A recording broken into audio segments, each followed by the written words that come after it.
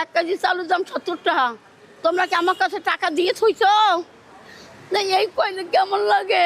কি করি, ওই যে নাকি ছেড়ে বেড়া যা আছে তাই গাই দিয়ে কোনো রকম থাকি। 2টা বাচ্চা লইয়া শীতের কাপড় নাই, দাদু বাচ্চা গো কাপড় চোর কিনে দিতে পারি না, খাওয়া পাই না, পড়া পাই না, কোনো কোনো বাতা পাই না, কোনো সাহায্য পাই না, কোনো কিছু পাই না। আমার পরে কিছু হাত আছে, কোনো হাত নাই। আল্লাহ যে বেশ চালায় ওই চলতে হয়। দেখা যাচ্ছে আপনার ধুলাবালু, প্রচণ্ড ধুলাবালু, মানে ধুলাবালুর জন্য মানে রাস্তা হাঁটা যাচ্ছে না।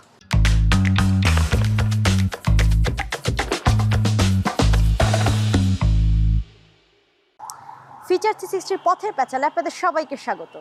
আজকে আমাদের টপিক হচ্ছে এই শীতে কে কেমন আছে।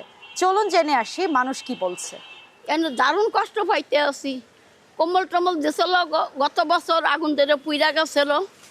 এমনি আমাকে চাইলে কয় কি কিছু দিতে হার না, মাফ করে যাও। দুয়ারে গেলে কথা কয় সাহেবেরা, এর লেগে তো আমাকে দেয় না। সব জিনিসের দাম, কোনো জিনিস দেয় না।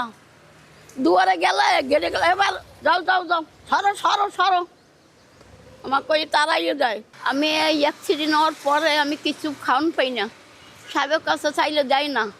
এই হাতে ব্যথা, হঠাৎ গরমের ঠান্ডা, আবহাওয়াটা খারাপ হইল না, সব ফ্যামিলি জ্বর কম বেশি আছে। সরকারের যেমন কাজ করা উচিত, আমরা যারা আছি পাবলিক তাদেরও কিন্তু এই ব্যাপারে একটু সচেতন হওয়া উচিত। প্রত্যেকটা বাসায় এখন কিন্তু সর্দি জ্বরের প্রকোপটা অবশ্যই সরকারি ইনিশিয়েটিভ নেওয়া উচিত আমি মনে করি। এই মনে করেন কোনো রকম কষ্ট মষ্ট করে বেচালো লাগবো, এটা ছাড়া কোনো পথ নাই।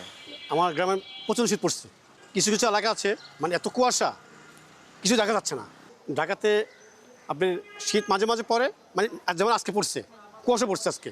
তো এই বর্তমান যে সরকার ইউনূস সাহেবের কাছে বলতেছে, আমি আবেদন জানাচ্ছি আর কি, যে যারা ফুটপাতে আছে বা অনেক গরিব লোক আছে তাদের আপনার কম্বল টম্বল কিছুই নেই, রাস্তাঘাট থাকে, তারা খুব কষ্ট করতেছে আর কি।